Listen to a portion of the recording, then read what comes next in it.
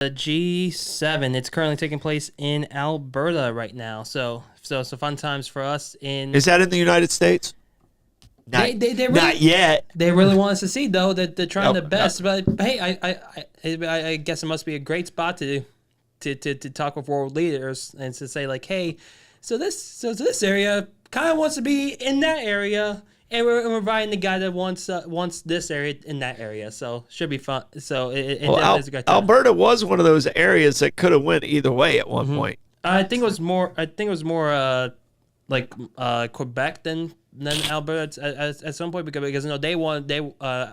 Quebec wanted to be its own country more than like Alberta. Oh, Quebec wanted to be their own country, but like when we purchased Alaska from Russia, it still wasn't established too much what Alberta really was and the Yukon and that whole side of Canada.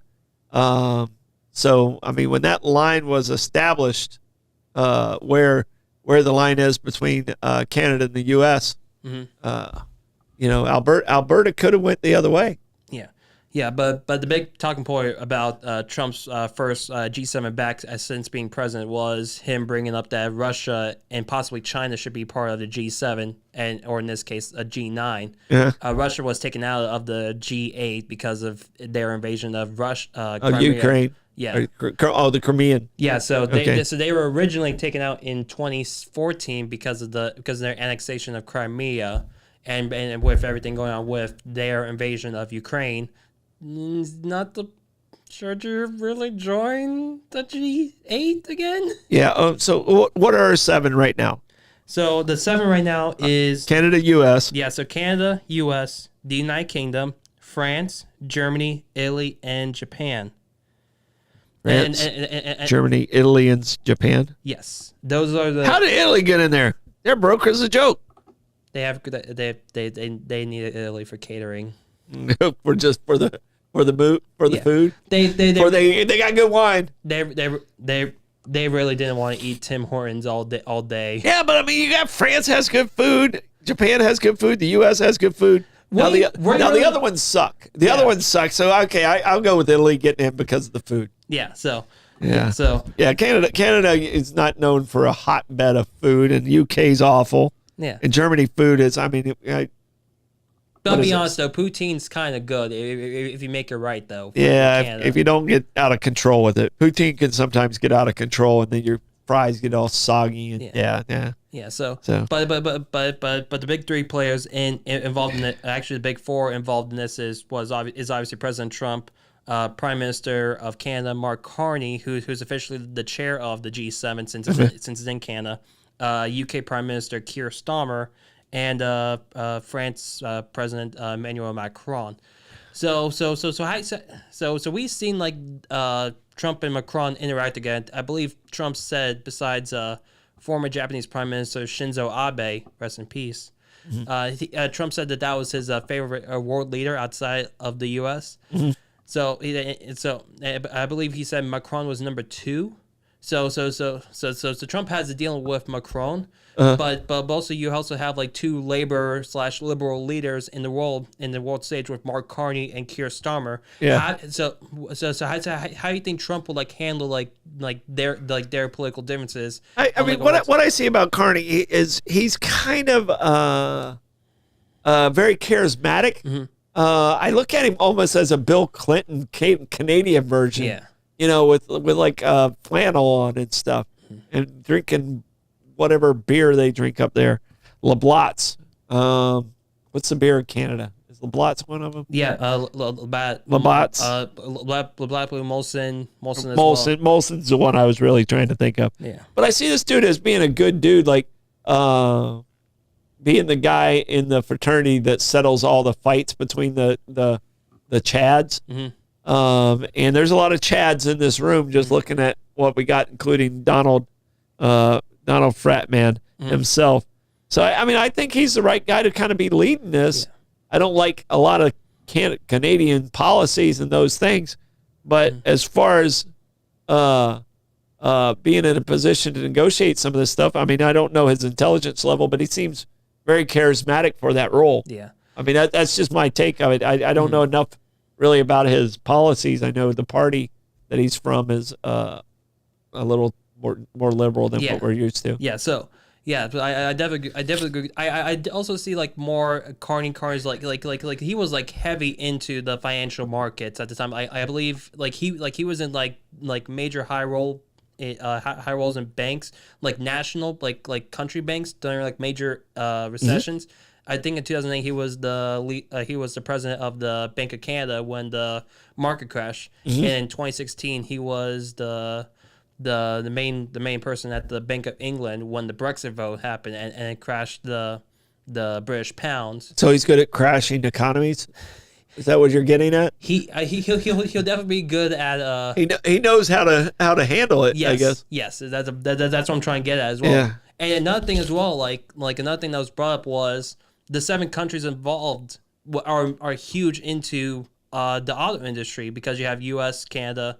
U.S. produces a lot of cars. Ford produces the most cars here in the U.S. Thank you, Bozar Ford. Yeah, you also have Canada produces cars. Germany, obviously your big 3 manufacturers in Germany. Yeah, France doesn't really produce a whole lot. Neither does UK anymore. I'll definitely say like them is like they still produce like Nissans. Like I mean, when I think of cars, I mean obviously the cars I have are German. So yeah, but you also have Japan as well involved with the with the G7 as well, and they have Toyota, Honda, then the big ones, and then of course the big thing was. And of course, when you talk about the auto industry, you also talk about the tariffs, especially with Trump's tariffs. So how much do you think of an emphasis do you think like Trump should put out there to like the big world leaders to say like? Well, hey, I think if these other countries take their tariffs off, Trump would take his off. I mean I don't think he's trying to be, unrealistic with his tariffs. I mean, you take off your tariffs, I'll take off mine. And we'll play nice together. That's kind of the way it's supposed to be in a partnership, But you're right. I mean, U.S., Germany, and Japan are the 3 I think of as automotive leaders of the world.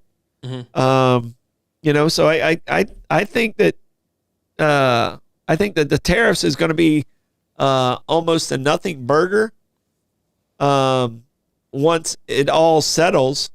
Because the art of the deal is getting to a negotiating point where everybody's okay, and we're a little bit better than okay. Yeah. Now, who's okay with that? Me. I'm okay with that. I'm okay with U.S. using its buying power. I mean, we have debt, but we also have the most buying power in the entire world.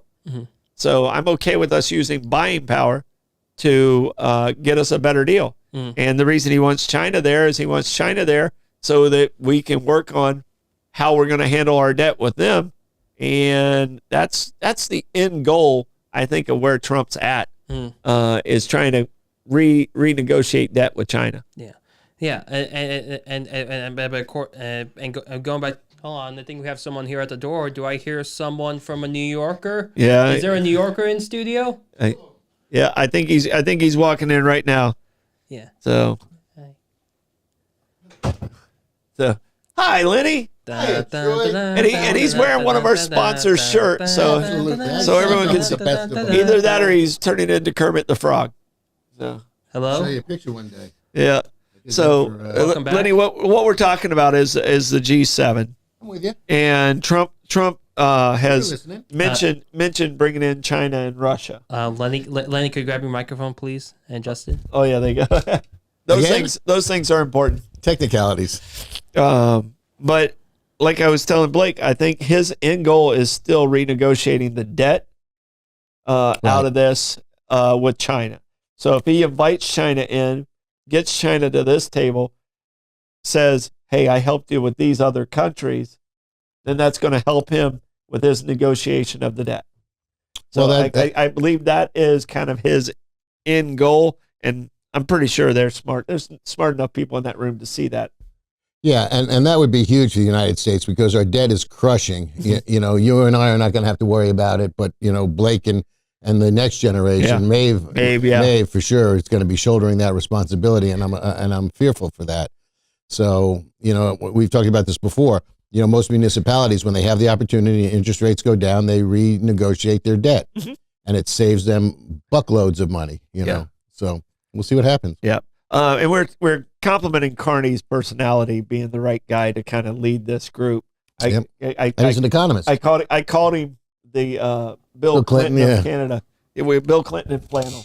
So right, all right. But Lenny, since you're here, so the first question I tried to lead off with my dad was since this is Trump's first G7 back as president, he did mention again that he wants to see Russia back in the G7 and reform the G8 again.